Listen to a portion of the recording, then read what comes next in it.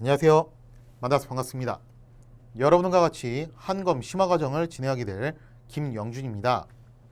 자, 이번 시간에는요, 우리나라 첫 번째 국가였던 고조선과 그 뒤를 이어서 등장했던 초기의 여러 국가들에 대해서 한번 같이 살펴보는 시간을 가져볼까 합니다. 다만 주의하셔야 될 게 원래 나라 이름은 조선이에요. 근데 나중에 이성기가 또 조선을 세우잖아요. 그래서 그거를 구분하기 위해서 이때 당시 만들었던 최초의 국가를 옛날 조선이다 해가지고 고조선이라고 명칭을 부르게 된다라는 것을 간단하게 그냥 팁으로 알고 계시면 좋을 것 같습니다.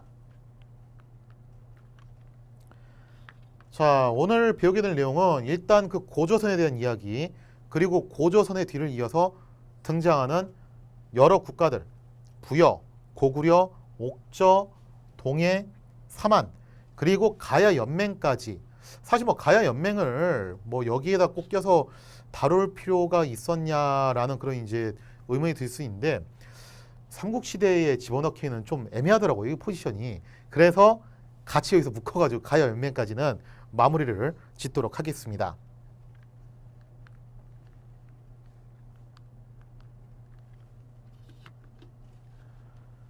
자, 고조선. 이 고조선이 건국된 연도가 언제냐면은 기원전 2333년입니다. 물론 이날 뭐 꼭 그렇게 만들어졌냐, 확실한 증거가 있냐 그렇게 말하면 좀 할 말은 없어요. 하지만 기록을 통해서 유추할 수 있는 연도가 요때다 정도를 알아두시면 좋을 것 같고요.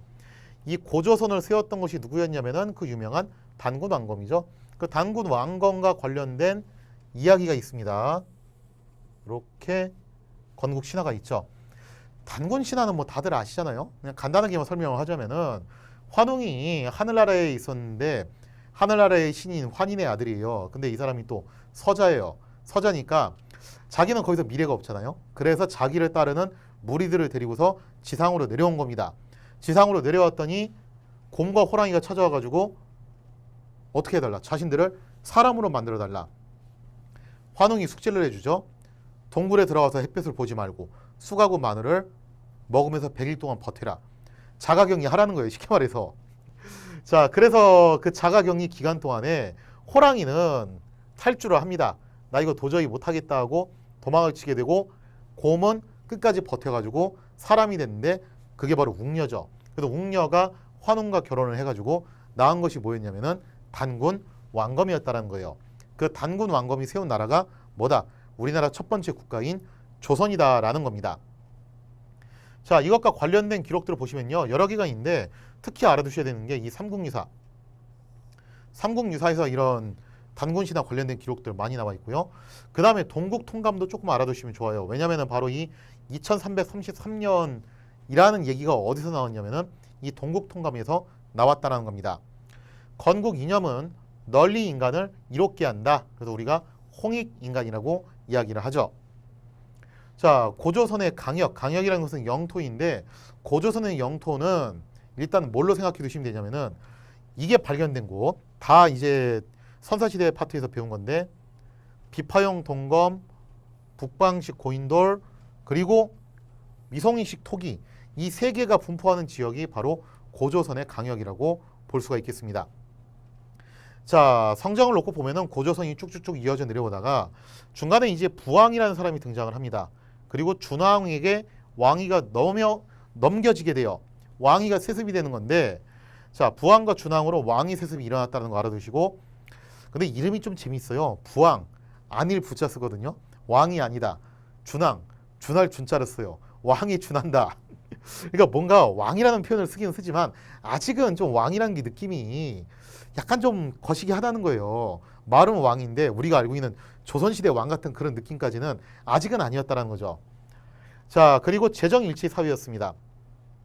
그래서 제사를 담당하는 단군하고 정치를 담당하는 왕검, 이 두 가지가 같이 하나로 묶여있는 그런 형태였다라는 거 알아두시고요. 자, 그리고 당시 중국은 춘추 전국시대였는데 그 춘추 전국시대의 가장 동북쪽 베이징 쪽에 근거지를 두고 있던 나라가 연나라였어요. 연나라하고 대결도 하고 연나라를 통해서 중국과 교류도 하게 됩니다. 중국과 교류를 통해서 중국식 관제를 받아들이면서 왕이라는 호칭도 쓰고 상, 대부, 장군 이런 것들을 중국식 관제들을 설치를 하는데 따라하고 있고 흉내는 내고 있는데 아직은 좀 그게 완전하지 못했던 모양이에요. 그래서 중국인들이 봤을 때는 야 저게 무슨 왕이야. 그래서 부왕 에이 저 정도면 뭐 그래도 왕 비슷하게 보이기는 하네. 그래서 뭐 준왕 이런 식의 용어들이 좀 이제 쓰이게 되었다라고 볼 수가 있겠죠.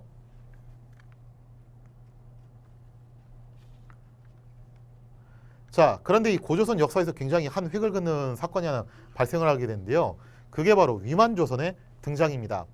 이 위만이라는 사람이 망명을 하게 되는데 이 위만은 연 지역 출신이에요.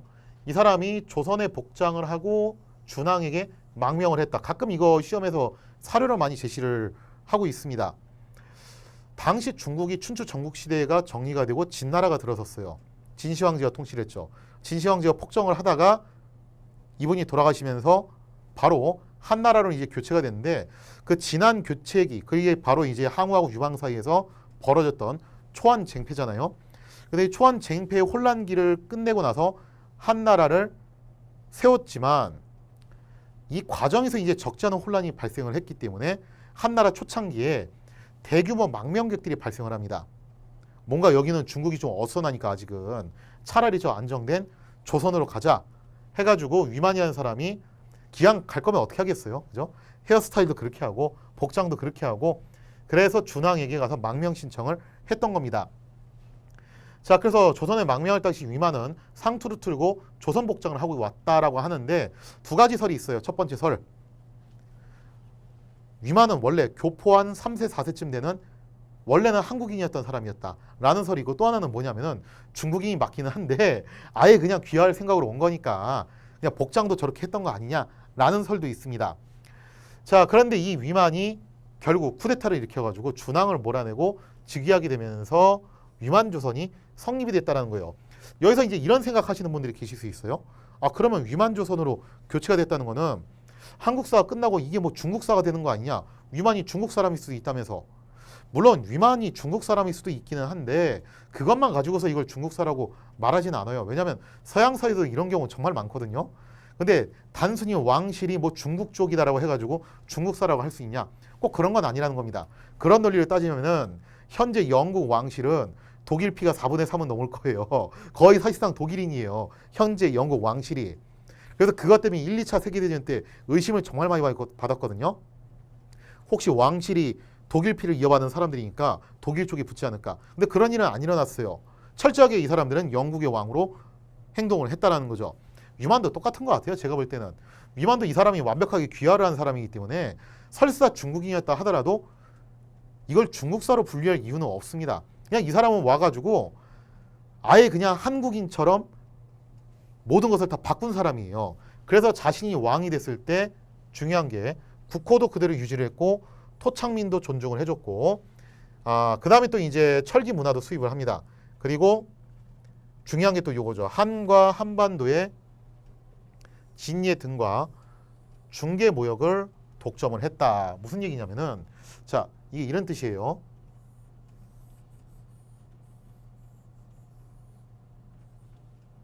자 보시면 당시 고조선의 영역이 비파형 동검 그 다음에 또 이제 북방식 고인돌 미송인식 토기가 발견된 지역이죠. 대략 요래요. 요랬었고 여기는 이제 통일된 중국 국가인 한이 들어섰죠. 자 그리고 나머지 지역이 여기에 이제 진과 예 등 나라들이 뭐 여기 이제 소규모 국가들로 좀 들어가 있었던 건데 이 소규모 국가들하고 한나라 사이에서의 중개 무역을 독점을 했던 게 바로 당시 위만 조선의 모습이었습니다. 그러니까 이 중개 무역을 통해서 막대한 부를 벌어들였겠죠. 이거를 갖다 근데 나중에 누가 좀 눈꼴 사납게 생각을 했냐면은 얘들은 힘이 약하니까 별말 없는데 여기가 이제 문제가 된 거예요. 어느 날 기분 나쁜 거죠. 야, 너네 너무 많이 해먹는 것 같은데? 오늘날 보면은 우리가 그 국가 간의 무역 분쟁도 많이 보잖아요.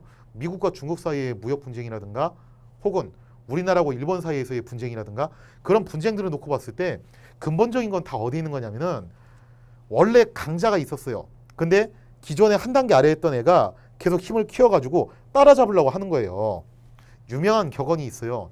2등한테는 1등이 악당이고 1등한테는 전부가 악당이야. 반 전체가 다 악당이에요. 1등한테는. 그러니 이 1등이 한나라 입장에서는 2등이 자꾸 치고 올라오니까 저거 어떻게 해주자. 사뿐히 지려 밟아주자라는 생각을 할 수밖에 없다라는 겁니다.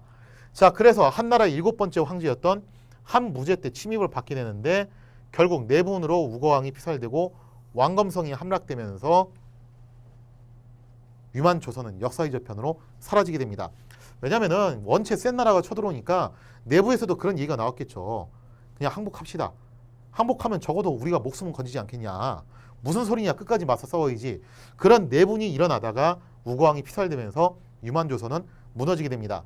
자, 그리고 중국은 이 땅을 직접 통치를 하려고 여기에다가 한사군을 설치를 해요. 이 한사군을 기억해 두시고요. 하지만 이 한사군은 낙랑을 제외하면은 나머지 지역은 오래 버티지 못하고서 결국 소멸을 당하게 됩니다. 낙랑만 그래도 좀 오래 버텨요.